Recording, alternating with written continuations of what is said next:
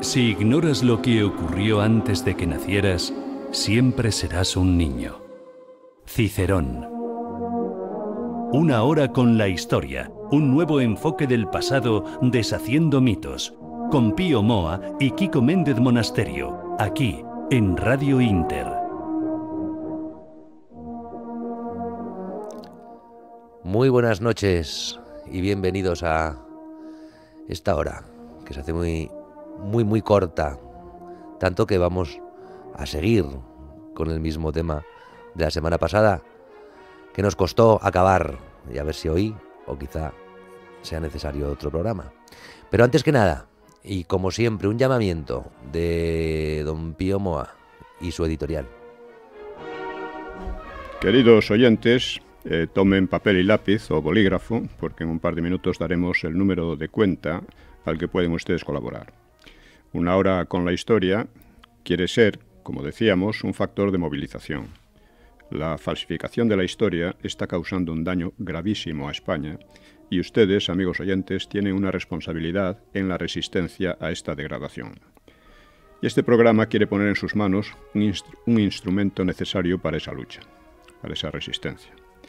Que todos los que sean conscientes de las peligrosas derivas políticas que sufre el país hagan suyo el programa y lo difundan y sufraguen en la medida de sus fuerzas, porque la historia nunca acaba de pasar. Tenemos intención de llegar sobre todo a la universidad, y un modo de hacer algo positivo por la verdad histórica y el saneamiento político actual sería formar entre amigos o conocidos grupos que funcionen como tertulias para discutir los temas tratados aquí u otros y realizar actividades que surjan sobre la marcha. Es un método de organización muy simple y es eficaz. En muchos casos ha demostrado ser muy eficaz. Por poner un ejemplo histórico, el Renacimiento empezó con unas tertulias. Podéis comunicaros, intercambiar experiencias y proponer ideas o actos mediante comentarios en YouTube o por otros medios. En cuanto a la microfinanciación que proponemos, recordamos la cuenta de apoyo. Tomen nota, es BBVA ES09 0182 1364 33 020 154 3346. Repito, ES09, BBVA, claro, ES09 0182 1364 33 020 154 3346. Cualquier contribución es valiosa y es también una forma de acción, porque vale más un gramo de acción que un quintal de quejas. Y vamos con el editorial, que en este caso es un recuerdo del anterior, ¿no? De la anterior sesión. Decíamos en la anterior sesión que la neutralidad española en las dos guerras mundiales respondió sobre todo a la convicción de que en ellas no se jugaba ningún interés para España, por lo que nada se nos perdía en ellas, a pesar de que muchos parecían dispuestos a ofrecer carne de cañón española a Londres y a París. Luego la situación cambió durante la Guerra Fría, llegando ya en el posfranquismo al ingreso en la OTAN. Y tras la caída del Pacto de Varsovia, justificación de la OTAN, se plantea la cuestión de si España debería volver o no a la neutralidad, y de si ello sería posible o no. Decimos que el problema se plantea objetivamente, no que lo plantee ninguna fuerza política, pues todas dan por supuesto que España debe mantenerse en la OTAN a cualquier coste. Y todas dan por supuesto que España no tiene, ni tiene por qué tener, una genuina política exterior propia.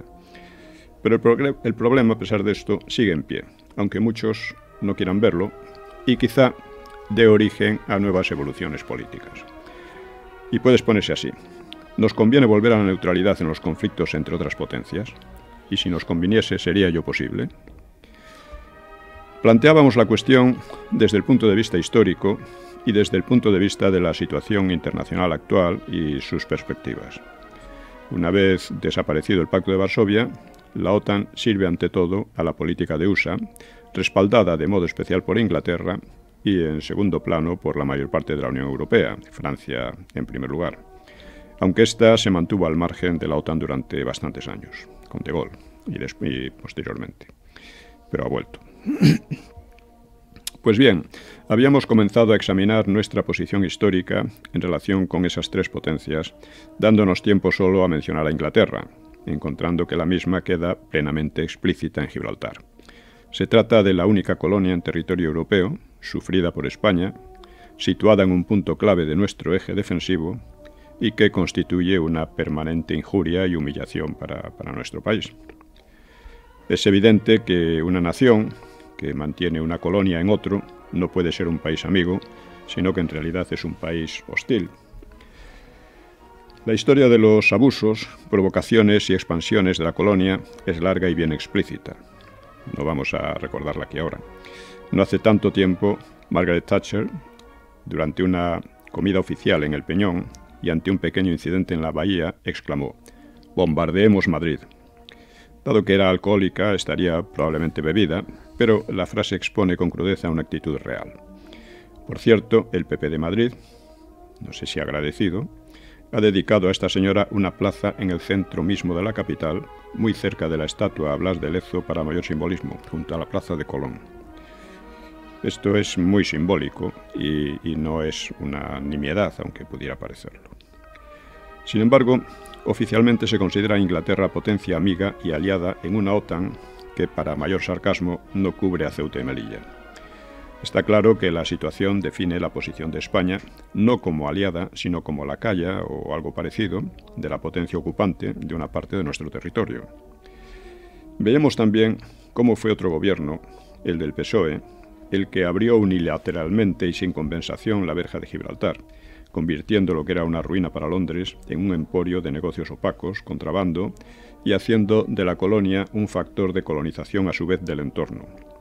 Si dirigentes del PSOE recibieron algún soborno a cambio de esta política, no lo sabemos, aunque ese partido no ha brillado ciertamente por su honradez en términos económicos a lo largo de su historia, a pesar de los 100 años de honradez.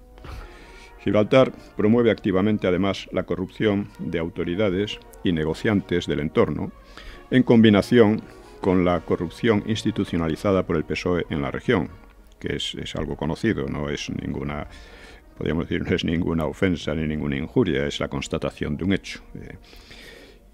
Siempre fue Gibraltar un centro de injerencias en los asuntos españoles. Por otra parte, las acciones hostiles de Inglaterra contra España, sin necesidad de remontarnos a tiempos lejanos, han sido una constante. Buena parte del hambre de posguerra se la debimos a sus políticas, de posguerra y de la guerra. Y acabamos de observar el incidente del portaaviones ruso que tenía previsto tocar Ceuta y que los ingleses desde Gibraltar dieron orden en contra, prestamente obedecida por el gobierno del PP. Insisto en que estos son hechos, no podemos juzgarlos mejor o peor, pero son hechos evidentes, ¿no? La lista de agravios podría alargarse bastante, pero tampoco interesa fomentar resentimientos o patrioterías. Digamos que el problema no está en Londres, que simplemente defiende sus intereses y no tiene por qué defender los nuestros. El problema está en Madrid, con una clase política ciertamente poco amiga de España, por decirlo de alguna manera, es decir, poco consciente de los intereses españoles. Y España no puede tener, lógicamente, por amiga y aliada a un país que retiene una humillante y muy perjudicial y parasitaria colonia en su territorio. Tal alianza sería la del siervo con su señor o del lacayo con su amo. Evidentemente no se trata de pasar a una política belicista contra Inglaterra, sino de utilizar las bazas económicas, diplomáticas y morales en las que España tiene todas las de ganar. Desde la victoria en la ONU hasta, en fin, el hecho de, Gibraltar parasita a España, depende de España, no España de Gibraltar. Sin embargo, parece ocurrir lo contrario. En fin, algo que por ahora, esta política, digamos, no de hostilidad, pero sí de freno a Inglaterra en este caso, y de reivindicación sistemática de la colonia, incluso con el posible cierre de la verja, es algo que por ahora no ocurrirá, dada la calidad y ausencia de patriotismo de nuestros políticos. Insisto, es que vuelve a ser un hecho la ausencia de patriotismo, no es un ataque, es una constatación de un hecho.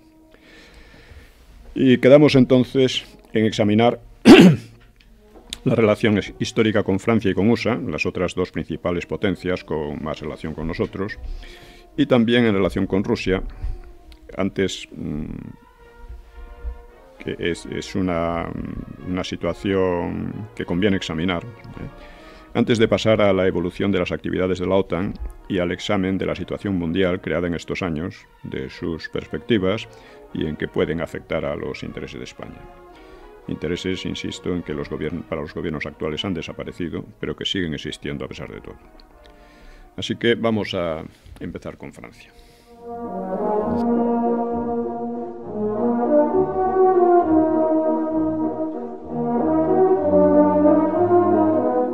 Una hora con la historia, un nuevo enfoque del pasado deshaciendo mitos. Pues deshagamos mitos de las relaciones de España y Francia y luego España y Estados Unidos. Empecemos por los vecinos del norte, esos que tanto nos han ayudado, entre otras cosas, con la lucha antiterrorista. ¿No? ¿No, don Bueno, Pío? en un momento dado sí. Sí, bueno, es verdad, durante un mes sí. Bueno, Francia realmente ha sido nuestra gran rival histórica, ¿no? A lo largo de siglos. Lo que pasa es que eso lo podemos dar por cancelado hoy. No obstante, podemos recordar la invasión francesa porque impuso un antes y un después en la historia de España. O sea, rompió la dinámica anterior de España, que era la dinámica de un país, en fin, era una gran potencia todavía. Dejó como herencia un país internamente dividido, una guerra civil, la destrucción del imperio español en América, aunque eso no fue una derivación secundaria de la invasión francesa, pero que fue sobre todo alentada por Inglaterra. Y sus efectos todavía llegan hasta hoy. O sea, todavía hoy vemos cómo hay una división interna, lo que llamaban las dos Españas, que es en gran parte un mito, pero tiene algo de cierto, y que las vemos resurgir ahora. Parecían enterradas, por así decir, con la guerra civil, y sin embargo las estamos viendo resurgir de una manera peligrosa. España además pasó de ser una gran potencia mundial a ser una potencia de tercer orden en Europa, que, como decíamos la otra vez, prácticamente dejó de tener una política exterior propia, ¿no? La justicia, como decía don Pío, para no caer en patrioterismos y en creer que uno es muy bueno. Y ha insistido mucho en la editorial, don Pío, creo que con mucho atino, en que el problema a veces está mucho más en Madrid que en el adversario, que al fin lo único que hace es defender sus intereses. Yo, porque esa invasión francesa casi es lo mejor que podía pasar, viendo la traición absoluta de los monarcas. Se produce por la traición de los monarcas, por el espectáculo lamentable que dan en Bayona la familia real, el padre contra el hijo contra el padre, y en el que yo creo que casi animan a Napoleón a la invasión, viendo lo deleznable de... Sí, efectivamente. España tiene un problema serio de digamos, clase política. Ya en el siglo XVIII hay descripciones de Cadalso y otros de cómo se educaba la clase alta española, y es muy lamentables, ¿no? El tipo del señorito y cosas así. Eso, por ejemplo, no ha ocurrido en Inglaterra. Inglaterra, digamos que la oligarquía inglesa ha tratado siempre con enorme desprecio al pueblo inglés. Vamos, lo ha sometido a unos tratos que aquí no han llegado nunca a producirse. Pero ha sido siempre una oligarquía muy bien educada. En Oxford y en Cambridge son dos... y en Eton, o sea, los otonianos, ¿no? Que decía Wellington, que estamos en esa época napoleónica, que Waterloo se empieza a ganar los campos de Eton. Sí, efectivamente, esa calidad de los oficiales, esa implantación en esas oligarquías, que con todos sus defectos, pero sí tienen un concepto de nación, de patria y de misión más allá. Y una clase política bien educada. O sea, porque un problema es que casi los políticos actuales en España son de una ignorancia asombrosa, ¿no? Uno piensa en lo que ha sido Juan Carlos, en lo que ha sido Suárez, en lo que ha sido otros muchos, y bueno, para empezar tiene una ignorancia de la historia pasmosa. Yo recuerdo, Margaret Thatcher se quedó asombrada de la ignorancia de Suárez, una entrevista que tuvo con él. En fin, es así. Hablábamos también el otro día en el blog, de cómo Juan Carlos fue a Holanda a pedir perdón por las o sea, por las guerras del siglo XVI, XVII, ¿no? Esto es algo alucinante. Yo estoy seguro de que los holandeses no le exigieron nada de eso, pero fue allí a demostrar que, vamos, que el pasado español era malo, los holandeses tenían la razón, etcétera. Es un desconocimiento y se habla siempre del complejo. Si me permite la pildorita con las oligarquías inglesas en una novela magnífica, Las cuatro plumas, de A.W. Mason. Recordarán ustedes que son esos tres amigos, cuatro amigos oficiales ingleses, uno de ellos pues con poco espíritu militar, que renuncia a ir a la guerra por el amor para casarse con su novia, y los tres compañeros le dan una pluma. Y la cuarta pluma se la da la novia. Pues cuando él llega a decir, mira, es que yo no soy militar, es que yo realmente lo que quiero, forman parte de la clase alta los dos, por supuesto, ella es hija también de un general, y ella le dice, es que tú no entiendes que tenemos un deber que cumplir. O sea, ella le entrega la cuarta pluma como para decir, es que todos estos privilegios que tenemos de esta clase alta corresponden a que luego vamos los primeros como oficiales cuando es necesario. Tenía un sentimiento del deber, que aquí en España ha fallado muchísimo, sobre todo entre la clase alta. Sobre todo en la clase, sí, completamente. Y bueno, pues esto ocurrió, pero por ir más recientemente, está claro que los intereses franceses y los españoles no son idénticos, no son ni mucho menos. Más recientemente hemos tenido, por ejemplo, después de la Segunda Guerra Mundial, el apoyo al aislamiento, que causó grandes perjuicios a España. Eso no solo Inglaterra, también Francia, también la Unión Soviética, en fin, allí estaban todos juntitos, ¿no? Y una serie de dictaduras de diversos países, ¿no? Además la aislaban, un país que no había entrado en la guerra, presuntamente porque dice que se parecía a los regímenes de Hitler y Mussolini, y bueno, podía parecerse a lo que sea, no había entrado en la guerra, de hecho su neutralidad había favorecido sobre todo a los aliados, que tenían una deuda con España en ese sentido, pero daba igual. Es decir, que Francia en este sentido iba por su lado, ¿no? Hemos visto también los hostigamientos comerciales a nuestros productos, que se mantuvieron durante mucho tiempo, o el apoyo a la ETA. La ETA es una organización terrorista que al principio era un grupúsculo más de los muchos que andaban por ahí hablando de lucha armada, pero que no la hacían, y que había en los años 60, ¿no? Y era un grupo que además estaba siempre echando pestes contra los vascos porque no les hacían caso. Yo he reproducido los artículos internos de ellos sobre esto. Pero empiezan a matar y se vuelcan a favor de ellos una multitud de fuerzas, ¿no? Desde una parte del clero vasco, vasco y no vasco, de la época, el PNV, la oposición antifranquista en general, y sobre todo, que es lo más importante, Francia. O sea, Francia garantiza a la ETA un refugio, un santuario allí, y desde allí pudo la ETA reorganizarse, porque recibió unos golpes que podían haber acabado con ella, pero siempre pudo reorganizarse justo al otro lado de la frontera y planear sus golpes, etcétera. También tuvo el apoyo de Argelia, de la Cuba de Castro, tuvo el apoyo, por lo menos moral, de Holanda. De Holanda, precisamente, fue uno de los países que más colaboró con el nazismo.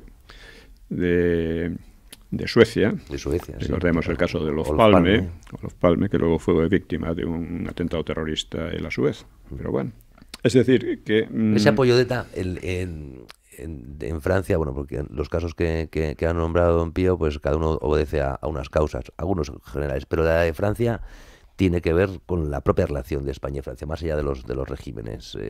Digamos que la postura de Francia sobre España, igual que la de Inglaterra, ha sido siempre la de mantener a España en la debilidad, mantener a España como un país débil.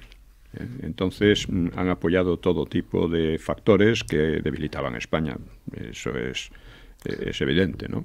Bueno, por ser justos, también hay que reconocer que aquí en la Plaza Mayor tuvimos preso al rey de Francia, claro. Entonces, o sea, que también tenían sus afrentas que guardadas. Pero estoy hablando de cosas recientes. Sí, no, pero me refiero a entender que Inglaterra y Francia quieran una España débil tampoco es un capricho, sino que cuando una España era fuerte, si bien se encargó de humillar tanto a ingleses como a franceses durante siglos, ¿no?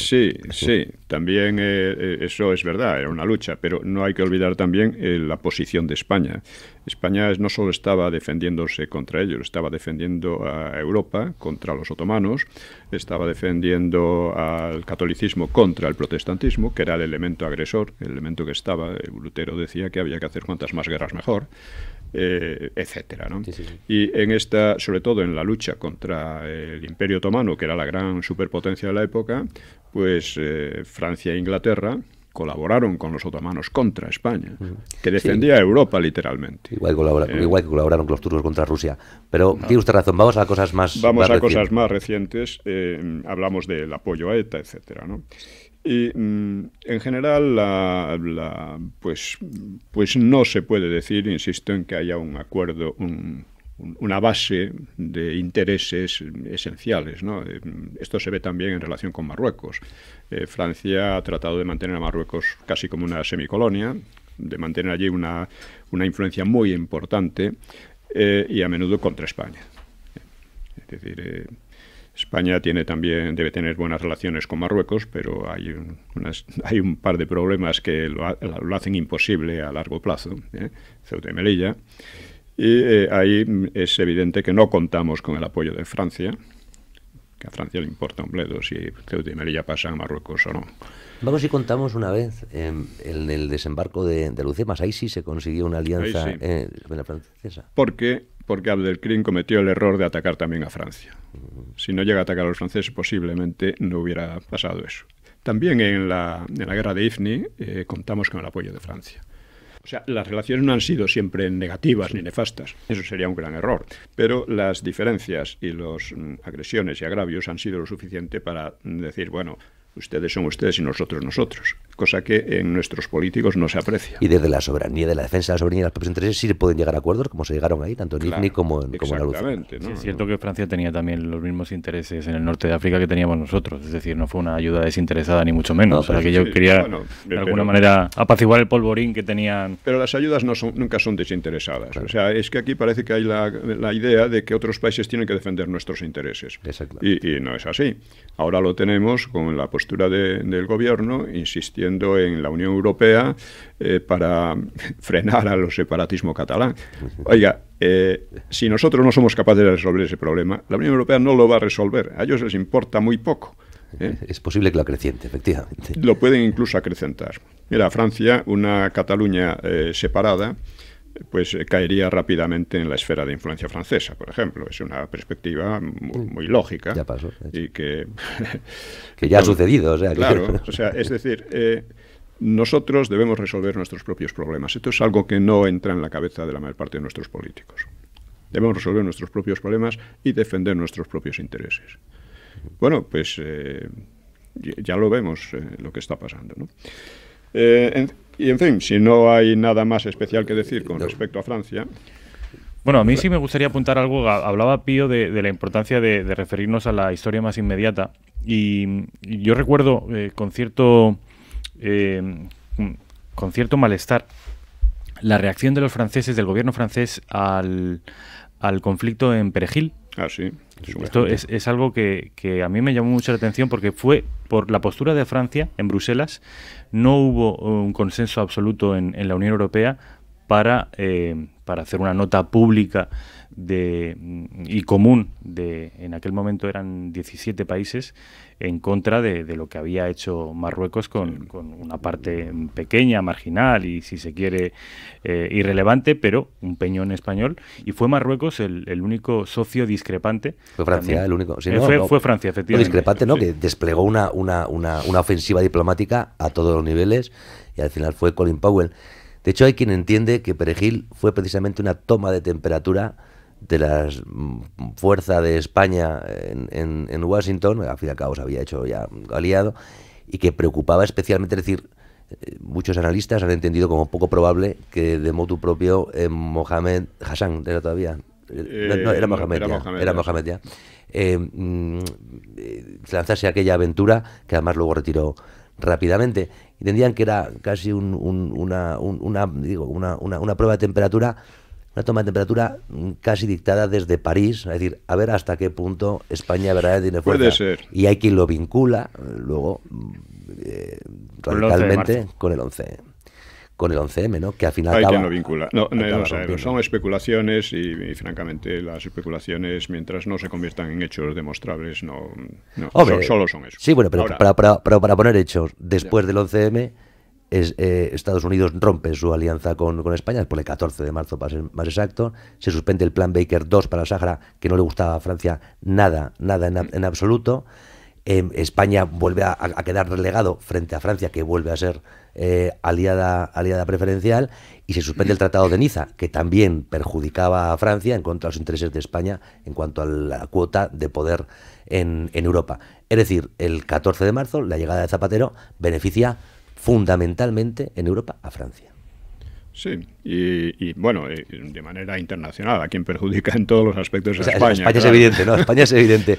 Sí. Pero vamos, dentro del juego geoestratégico... Hasta llegar al 11M, a mí me gustaría recordar que hubo una crispación entre lo que Aznar llamaba el orden atlantista, Claro. y lo que Zapatero luego pasó a llamar el corazón de Europa, que eran Francia y Alemania. Es decir, Aznar estaba empezando a tener autonomía propia. España empezaba a tener autonomía política propia y empezaba a tener una interlocución directa con Washington al margen de Francia y Alemania. Y eso era algo que a Francia nunca le gustó. Cosa que nos viene muy bien para introducir la segunda parte, es decir, España y Estados Unidos, porque efectivamente ese viraje de España hacia el atlantismo produjo lo que produjo, que ya algún día lo sabremos. Bueno. Pero España y Estados Unidos... ¿qué? Bueno, vamos a ver. España ha tenido una relación muy conflictiva con USA, claro. Sí. Evidentemente en cosas que no son muy remotas. Recordemos cómo se planteó, por ejemplo, la guerra del 98. Recordemos cómo USA conquistó Filipinas en una guerra prácticamente de exterminio, una guerra genocida, de la que se habla poco, pero que fue verdaderamente genocida. Con abundancia de torturas, destrucción de pueblos enteros, asesinato hasta de niños, etcétera. Sí, no, un exterminio que está por evaluar, pero que hay quien llega a unas cifras terribles, sí. Hasta del millón. Sí, pero en todo caso cientos de miles, ¿no? Fue una cosa tremenda, ¿no? Con un abuso de fuerza total. Procuraron también eliminar la influencia cultural española de Filipinas. Y en fin... Aparte de eso, USA consideraba a los países hispanoamericanos como una especie de patio trasero en el que quien mandaba eran ellos. Y en general, aunque por supuesto ha habido siempre intereses o personas en USA muy favorables a España, pero el conjunto de su política es todo lo contrario. En toda Hispanoamérica la influencia cultural y político-cultural de USA ha tendido siempre a rebajar lo español, a denunciarlo, a denigrarlo, un poco utilizando la leyenda negra y agrandándola todavía, ¿no? Y eso sigue ocurriendo, sigue siendo así. En cuanto a Europa, a tiempos más recientes, también a USA le debemos una parte del hambre que se pasó aquí en España en los años 40, con la política de aislamiento, etcétera, ¿no? USA prácticamente también durante la Guerra Mundial, es que hay que darse cuenta de lo que es y lo que son los intereses. Durante la Guerra Mundial hubo una primera parte en la que la posición de España contaba mucho. Y entonces tanto Inglaterra como USA pues hicieron promesas, halagaron al franquismo, etcétera. Se portaban muy educadamente con él, excepto en que procuraban mantener el hambre, ¿no? Porque era una manera de tener sujeto al país, ¿no? Pero en cuanto vieron que llevaban las de ganar frente a Alemania, su actitud cambió radicalmente. Fue una actitud de auténtico chantaje, una actitud de exigencia, de amenaza, hasta tal punto que parecía que estaba próxima a una invasión al terminar la Guerra Mundial. Además, Carrero Blanco señalaba un hecho típico de la política de USA, que antes de realizar una agresión, la preparaban mediante una gran campaña de publicidad y de prensa en la que presentaban al otro como un monstruo terrible, tiránico, etcétera, lo que habían hecho en Cuba. Bueno, lo que hicieron para entrar en la propia Guerra Mundial en contra de una gran parte de su población. O sea, en contra de una parte de la población, sí. Hubo que hacer una eso sobre todo en la Primera Guerra Mundial fue muy conocido, ¿no? Que aquello fue el inicio, además, de lo que podemos llamar la propaganda totalitaria, que no nació con Lenin ni con Goebbels, nació en USA con la Comisión Creel.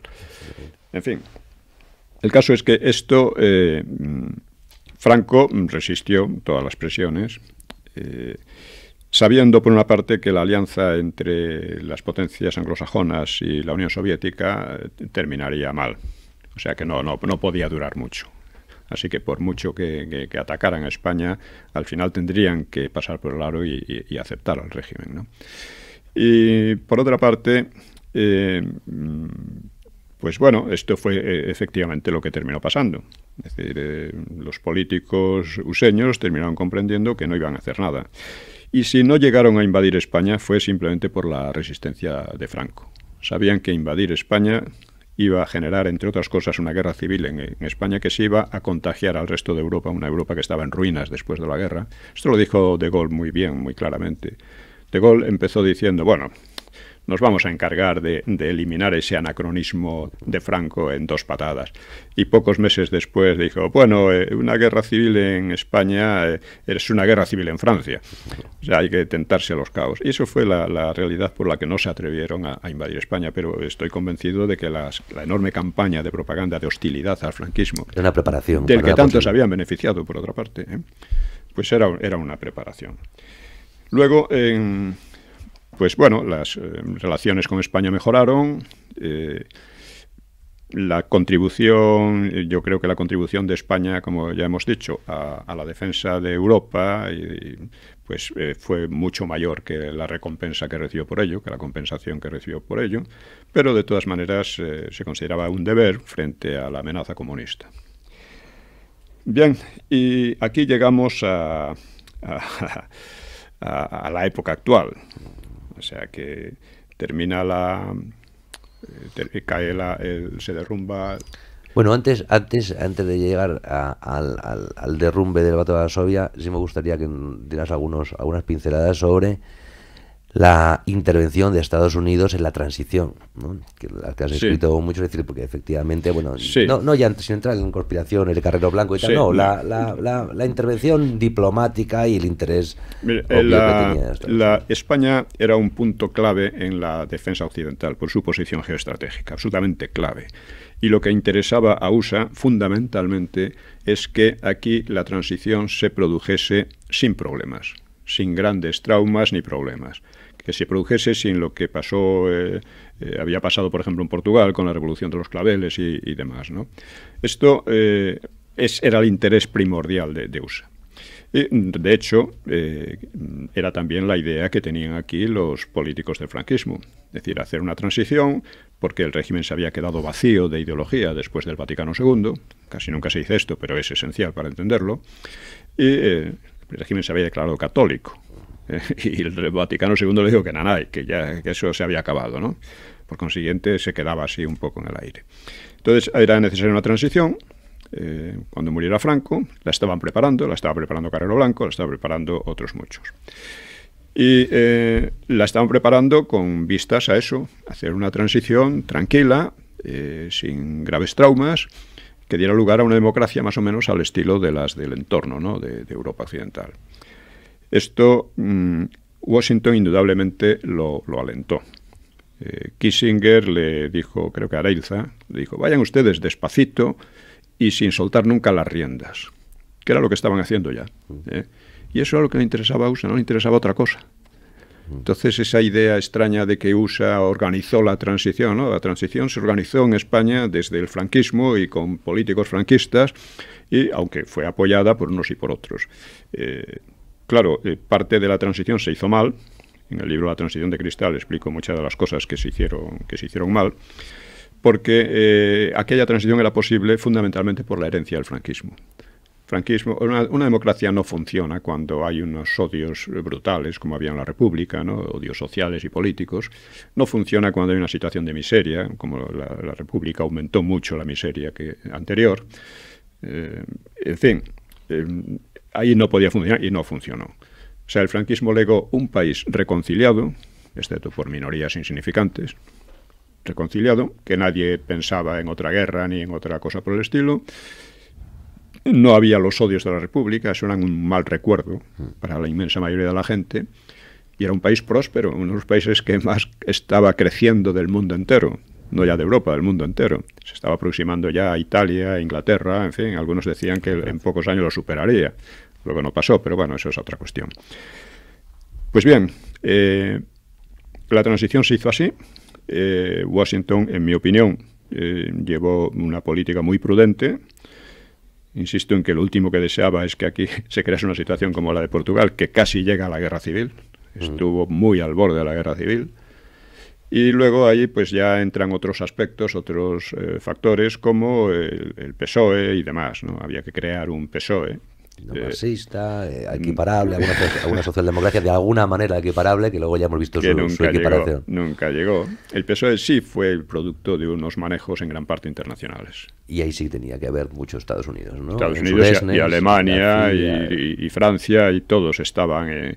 Era necesario crear en España una especie de socialdemocracia, y eso sería esto. Que es la que habría de encargarse, y aquí volvemos a Estados Unidos y al tema con el que hablaba usted, que es la que habría de encargarse de acabar incluyendo a España en la OTAN. En la OTAN de entrada, ¿no? Pero eso sí, es. Eso es. Sí, porque Franco nunca pidió la entrada en la OTAN.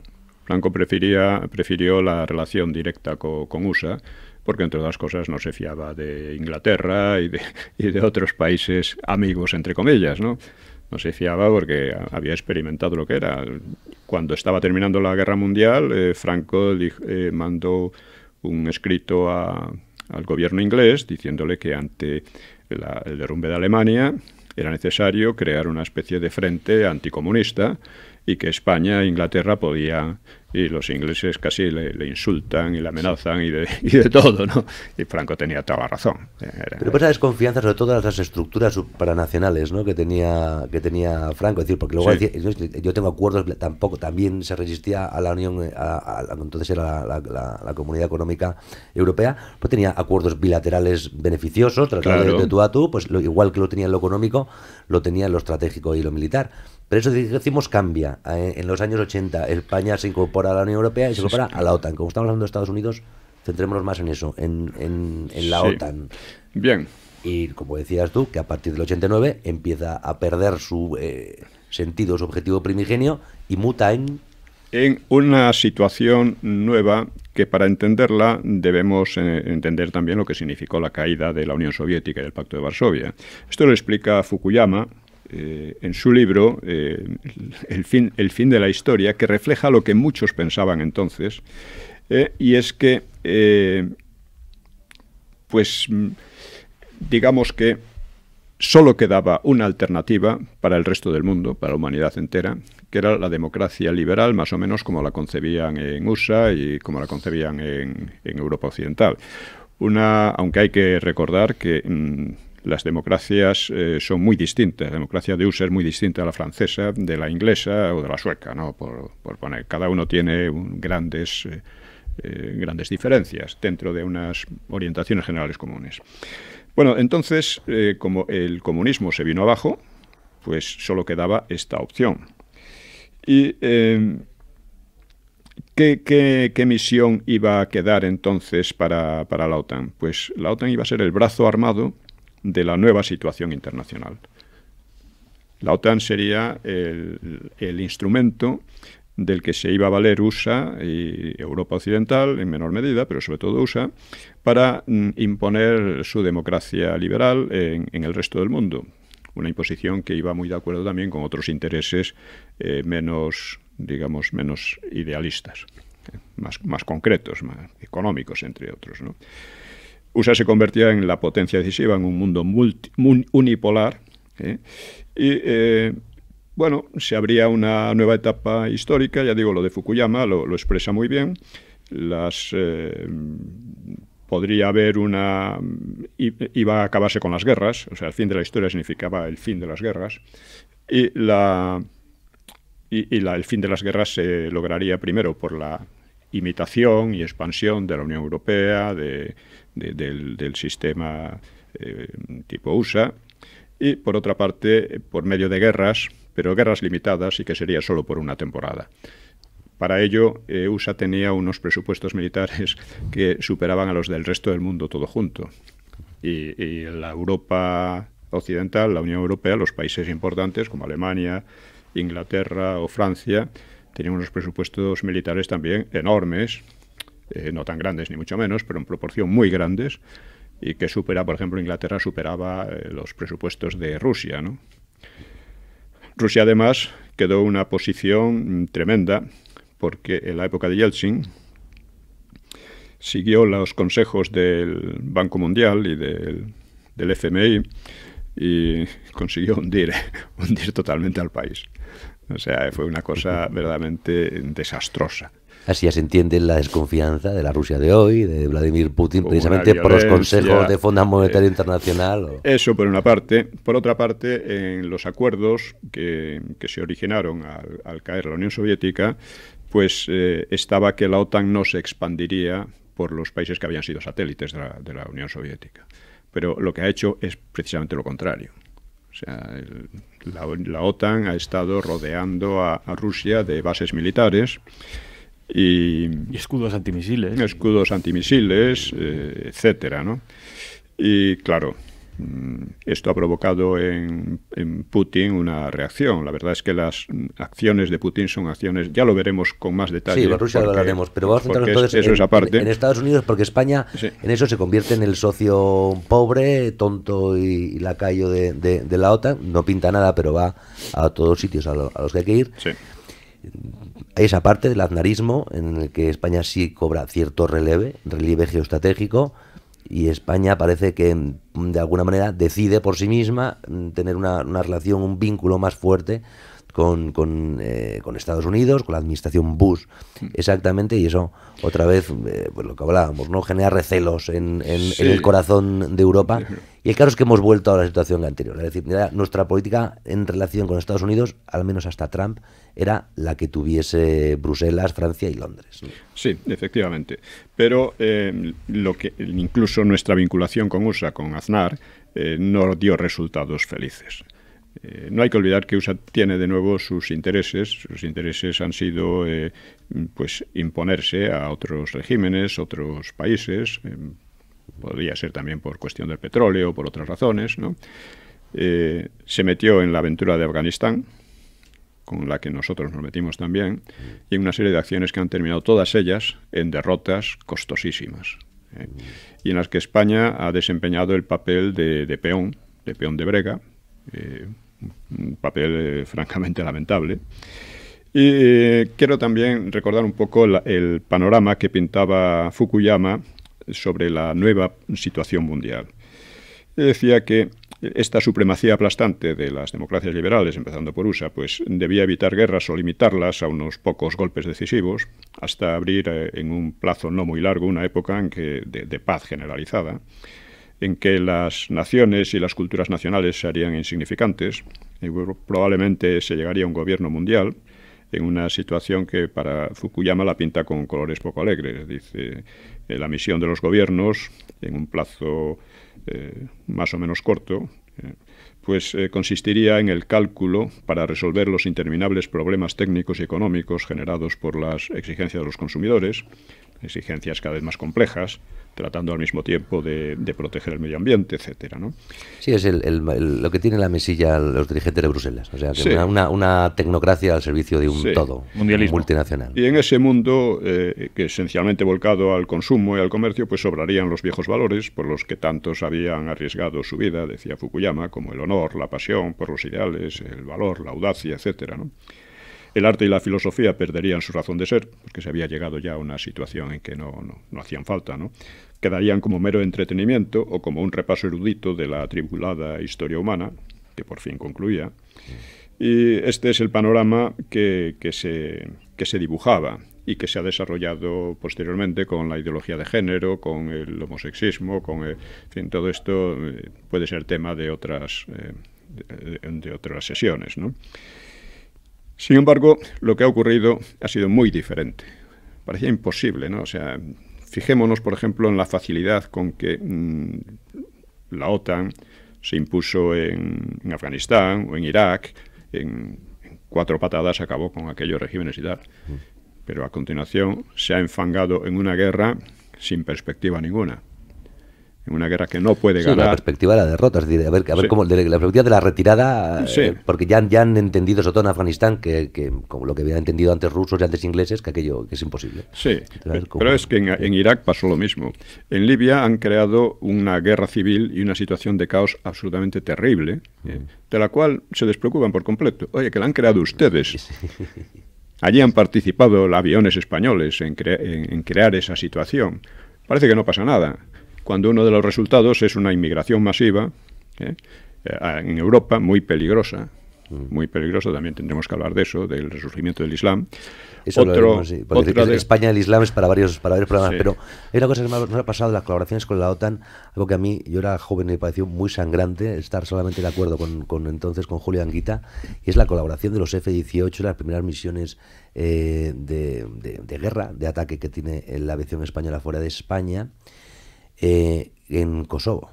Es decir, Yugoslavia, que seguía siendo entonces un país soberano, el régimen musulmán, la población musulmana de Kosovo, que es una población traída de fuera. Kosovo es, para entenderlos, es como la Bureba en España, o sea, es el nacimiento de la nación serbia, ¿no? España colabora y lanza bombas sobre Belgrado con los F-18. Sí. Además, se condecora con cierta trampa a los pilotos que participan en aquellas misiones, porque es una guerra no declarada. Sí. Iba a decir, yo es que reflexionaba entonces, decir, alguna vez, y espero que esté lejos, pero alguna vez puede que la OTAN acabe bombardeando Madrid si Madrid toma una acción dura ante un separatismo bien en vasco o bien en Cataluña. Estábamos colaborando en bombardear a un país soberano que es un precedente. Es exactamente así. Es un precedente terrible. Y volvemos a lo que nos planteamos al principio. ¿Qué interés tiene España en todo eso? USA tiene sus intereses, pero ¿qué interés tiene España en meterse en Afganistán, en desplegar barcos en el Báltico? ¿Qué interés tiene España? Ninguno. Ninguno. Volvemos a la misma situación de la época de las guerras mundiales, cuando además había un montón de gente que decía que es imposible que España se quede al margen. ¿Cómo se va a quedar España al margen? Ahí se decide no sé qué y no sé cuánto, y nuestros intereses. Pues no, nuestros intereses son precisamente no meternos en ellos, porque esos países, Francia, Inglaterra o USA, tienen sus intereses, unos mundiales, otros menos mundiales. Inglaterra sigue teniendo intereses mundiales. De hecho, ha reconstruido un imperio muy peculiar, el imperio de los paraísos fiscales. No, el imperio de los paraísos fiscales, sobre todo, ¿no? O sea, todo eso a España no le interesa. No le interesa, porque además lo único que puede hacer ahí, lo que podía hacer en la Primera Guerra Mundial, es suministrar carne de cañón, actuar como peón de brega de otros intereses. La cuestión que se va a plantear luego es si es posible mantener una posición de neutralidad en el mundo actual. Eso lo analizaremos más adelante. ¿El siguiente te parece que podemos llamar así? ¿Es posible hoy la neutralidad? Por ejemplo. Porque es indudable que lo que está haciendo España es una cosa vergonzosa. Defendiendo a Gibraltar, metiéndose en acciones que no nos van ni nos vienen, al servicio de otros intereses, bajo mando ajeno y con idioma ajeno, porque todo eso se hace en inglés. O sea, actualmente el ejército español es casi un ejército cipayo, en el que el inglés se exige de principio al final, como una cosa absolutamente imprescindible. Está supeditado, es evidente que el que más allá de eso ha quedado completamente supeditada a la acción diplomática y la militar, a otros, ahora más Bruselas que Washington, pero luego con poca independencia. Yo no soy nada amigo de los 8 años de Aznarato, y también creo, como yo, que no fueron beneficiosos para España de esa alianza, pero al menos sí hay que reconocer, yo creo que de justicia, que ese atlantismo, por lo menos salir, sí, en vez de ser lacayos de todos, sí, por lo menos se eligió una alianza que sí le dio un papel internacional, que bueno, lo pagamos como lo pagamos, pero en conjunto la experiencia histórica está demostrando que eso es nefasto, porque nos va a meter en un montón de líos, un montón de gastos y un montón de sacrificios, como que se pierden vidas humanas, pero al servicio de algo que no nos interesa para nada. Pues es muy interesante el programa que viene, no se lo pierdan, en el que tendremos que hablar de eso, de si es posible o no es posible, porque a lo mejor es que no es posible, es que tienes que estar bajo una órbita, o no, a lo mejor, bueno, Suiza, Suiza, Suecia, o Irlanda. Sí, no, que hay países que se han mantenido. Además, es que no te puedes aislar, si no nos aislamos con eso. No, claro. La neutralidad no aisló a España para nada. ¿Algún punto más o pasamos a la sección de don Rafael Núñez Huesca, que tiene temas interesantes? Algunos vamos a tocar otra vez, en realidad todo siempre está tan relacionado. Don Rafael Núñez Huesca, ¿qué ha sido historia esta semana? Bueno, hay algo que me gustaría subrayar y que conecta muy bien con lo que ha estado hablando don Pío, y es, con consecuencia de esas guerras imperialistas o neoimperialistas, se ha producido el pasado miércoles por parte de un musulmán, aunque parece que afincado en el Reino Unido durante mucho tiempo, un atentado en Londres en el que se produjeron, como digo, a las puertas del Parlamento británico el pasado miércoles 4 víctimas mortales, entre ellos el agresor, un policía, desgraciadamente una ciudadana española gallega, y se ha vuelto a abrir el debate en última instancia del globalismo, del mundialismo, del multiculturalismo, pero en un análisis inmediato esto pone sobre el tapete de nuevo el Brexit, la apertura de fronteras, cómo están gestionando los países occidentales y Europa en particular la llegada de inmigración. Hay que recordar también que esta pasada semana se cumplió el primer aniversario de la matanza del aeropuerto de Bruselas, que llevamos en suelo europeo del orden de 7 u 8 matanzas terroristas y algunas otras que sin ser matanzas sí que han sido atentados puntuales que los medios de comunicación han intentado describir o despachar como locos, como borrachos, como alcohólicos. Hechos aislados. Hechos aislados. Esto es algo que en Gaceta llevamos desde hace mucho tiempo subrayando, muy a la contra de, como los salmones, intentando escalar una cascada, porque el relato oficial mediático español y europeo en general es procurar por todos los medios frenar lo que entienden que puede ser una reacción islamófoba, a base de sepultar con mentiras, con problemas de alcohol o con trastornos mentales, lo que en realidad es una ofensiva que en algunas ocasiones tiene una envergadura grande y provoca grandes matanzas, como Charlie Hebdo o como la Sala Bataclan, y en otras ocasiones, afortunadamente, la sangre se reduce, en este caso en Londres el pasado miércoles, a 4 personas, pero la razón última de este problema lo han analizado y lo han diagnosticado a juicio editorial de Intereconomía y de la Gaceta en particular, algunas fuerzas de la derecha alternativa europea que sí que están analizando, identificando, diagnosticando y proponiendo un tratamiento al problema de la inmigración, que en última instancia... De la inmigración, de la islamización, de la renuncia a la identidad propia, de la denuncia del multiculturalismo impuesto, que es precisamente contra lo que se alerta desde editorialmente de todas las grandes cabeceras mundialistas. Cuando se produce este ataque, usted el jueves o el viernes ha podido ver en El País o en El Mundo o en el Washington Post o en Le Monde el peligro de la islamofobia. El peligro de la islamofobia. Sí. Cuando mata una... Yo creo que los atentados islamófobos en Europa... Algunos se podrían decir que hay alguno por ahí una vez. No hay, no existe. No. Hay un problema aquí que requiere también una sesión, que es el renacimiento del Islam conquistador, por así decir. El Islam es una religión de conquista y no se puede disimular, porque lo dicen ellos, lo han practicado a lo largo de los siglos y es así. Ellos mismos piensan en Europa como un país un espacio decadente, que en gran medida lo es. Y que ellos pueden llegar a ser un elemento decisivo en la conformación de una nueva Europa completamente distinta de la que se ha desarrollado en estos siglos, estos casi 2000 años, ¿no? Precisamente en el libro Europa, una introducción de su historia, trato de cómo Europa ha creado una propia civilización que actualmente con el culturalismo se pretende despachar, en gran parte porque es cristiana.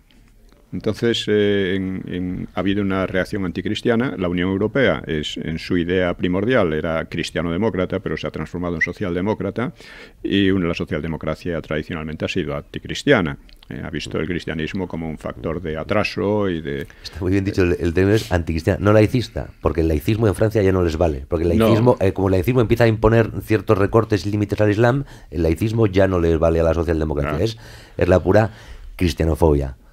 Sí, decía Pío algo que suena, igual a nuestros oyentes puede sonar algo conspiranoico, de que el Islam lo que pretende es reconvertir o reconfigurar el mapa cultural y teológico europeo. Esto literalmente lo dijo ni más ni menos que Erdogan, el primer ministro de Turquía. No estamos hablando de una de tiranía teocrática como pueda ser Irán. Estamos hablando del presidente de la República de Turquía, que dijo literalmente esta pasada semana que animaba a los musulmanes en suelo europeo a conquistar vía biológica, es decir, animaba a tener hijos a las madres musulmanas para demográficamente conquistar o reconquistar Europa. Esto está en las televisiones, está por escrito. Es decir, ya lo dijo, que era un presidente de Argelia y era laicista y socialista, se consideraba socialista. Bueno, son los moderados.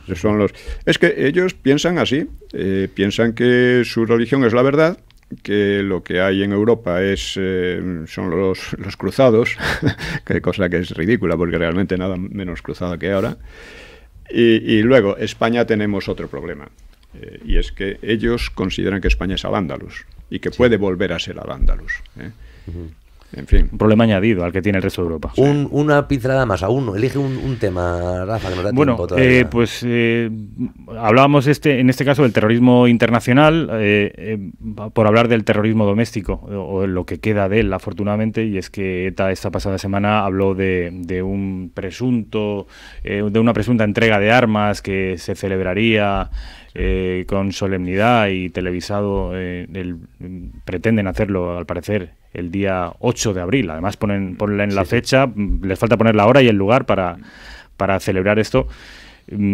Se sospecha, y bajo mi punto de vista de manera fundada, que puede haber algún tipo de contraprestación, de acercamiento de presos. Es algo que además el PNV está exigiendo, y recordemos que el gobierno depende en gran medida del PNV, entre otros partidos, para aprobar los presupuestos, que por cierto hablábamos de que con la nueva con Ciudadanos y con Podemos íbamos a dejar de depender de los partidos nacionalistas. Seguimos dependiendo de los partidos nacionalistas, en particular del nacionalismo vasco, que como sabemos ha ido muy de la mano, directa o indirectamente, del terrorismo de ETA. Respondiendo, ¿es una acción de propaganda pura y dura, o es el fruto de una negociación? La ETA es Bildu, es Sortu, es Amaiur. Eso es la ETA.